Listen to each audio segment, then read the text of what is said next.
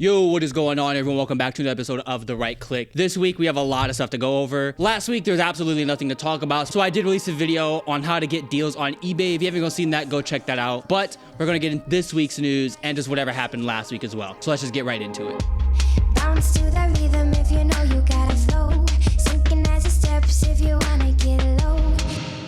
So first up, we have Wallhack kind of teasing a new product. This happened at the Tokyo Game Show at their Wallhack booth. There was a document with all their mouse pads on it, and there was one that no one's ever seen before with the label twins on it with yellow accents. It's kind of easy to infer that this might be about a Sora and Yume pad combined. That would be kind of sick to see as they are sisters, I believe, in the lore. But we don't know much about it. We can't expect it to be just another SPO4 with a new design on it. But as everyone knows, Wallhack designs are very sought after. So hopefully it's a really cool one that everyone can enjoy. But until we get more information, that's all we know for now. Next, Kuro-san just teased their new mouse pad, the Shogun Control. This would complete their line of mouse pads through speed, balance, and control. I'm hoping to get something similar to the Type 99 or a QCK Heavy worn down to get that kind of like really control feel, but we don't know much about it because the owner, Tekasai, has not said anything regarding the actual mouse pad itself, but we can infer that it's probably going to be very slow because their balance pad was very balanced. And in other news, Glassworks has teased a new mouse pad, the Hana, that's supposed to be a control-based glass mouse pad. Hopefully, again, we get something similar to the Wraith Control V2, which is one of my all-time favorite control glass pads. Some people hate it, some people love it, but I really hope it's something similar in that vein over something like the Leonda Glaze, which was a control glass pad, but it didn't really have that control feeling to it like the Wraith Control V2 was. But until we get more information, that's all we know for now. We just know it's red and named the Hana. It's supposed to be control. And WLMouse has teased a new product. This is going to be the Ying Forged Carbon Fiber mouse. This mouse was leaked a few months back, and I can't wait to get my hands on one. It's stated that each mouse is going to be absolutely unique in its surface design, much like a fingerprint, and it will come in 3 colors that don't glow, black, blue, and red, and then a special green that does glow in the dark.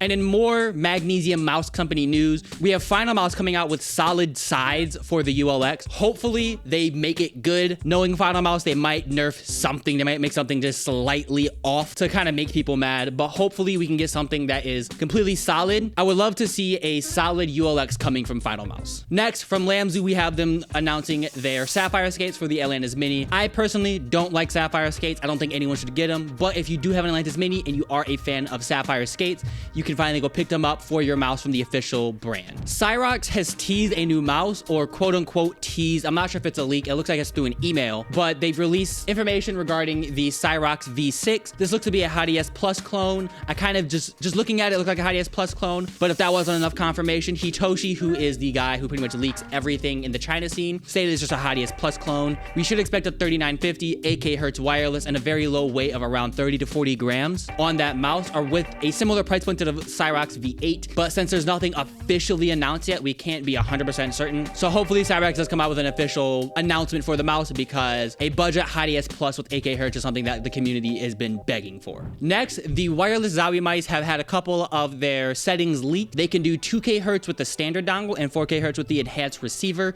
And we're starting to see more and more pictures of the wireless variants coming out, like the ZA13 and the FK wireless. Hopefully by the end of the year, we can get a new release from Zowie or the entire line released. And if we don't get all the mice released at once by the end of the year, hopefully we can at least get the ZA or FK, because those are 2 mice that I've been seeing float around over the internet. So there are a couple of things that happened recently that I forgot to mention in this episode, like the Series 2 Pro being officially released by Glorious and in people's hands, and the Endgame Gear XM2 8K and the OP1 Purple Frost coming out on October 2nd. So there's 2 really cool things, and I don't have a full segment on them by themselves, but just so people are aware, those 2 items are coming out or are already released. Logitech has finally officially announced the Superlight 2 DeX alongside a couple other products like the Astro 50 Gen 5s and the G Pro X TKL Hall Effect. They're still behind in technology, but it's glad to see that they're finally catching up to the market, and hopefully their Hall Effect board and the Superlight 2 DeX are good products. I know reviewers like Boardsy and a couple others have gotten theirs already and said that Superlight 2 DeX feels incredible in hand, and I should be having a review coming out very soon. I don't have one yet, but are you planning on picking up the Superlight 2 DeX? Let me know in the comments below what your thoughts are on that mouse. And finally, Pulsar has released a tease for a collab for the X-Lite V4. Just based off the image that they posted, it looks to be a Gundam-inspired mouse. Hopefully we get something that looks really sick. I'm not a big fan of their large ergonomic mice, but hopefully that same colorway can get spread across the mice that I do enjoy, like the X2 Mini, or their soon to be announced the X-Lite V3 with a G703 style of shape. And finally, the wired X-Lite and X2s are officially released. They go for $50, and I believe you can pick them up on their website or Amazon. I'll post links in the description for people who are looking at picking up those mice. But thank you so much for watching this video to the end. Leave a comment what your favorite news story was. Like this video if you did like, and subscribe if you want to see more, and I will see you guys in the next one. You say you want it, oh, baby girl, you say you want it. Baby, come get it, oh, baby, yeah, you gotta get it. Hey, baby girl, drop all these products. Look at everyone who's trying harder. I don't know if I should try harder, cause you're the only one I